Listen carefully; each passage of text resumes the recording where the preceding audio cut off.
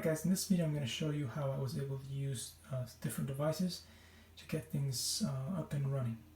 So I bought this cool dual plug system because I only had two to begin with, and then I hooked it up to this cable here to the other GE device here. I'm going to zoom out. Come on, zoom out. Okay, cool. There we go. To the GE one that I bought. So now you know how those two are connected. And that is going to allow me to use my 3D printer, which doesn't come with a switch. That's one of the downsides to the Monoprice Mini Delta. It doesn't have a switch. But with this system, I have a switch here and I can turn it on and off whenever I want. And now I can start my next print. And whenever I need to turn it off, I can turn it off without turning off the current,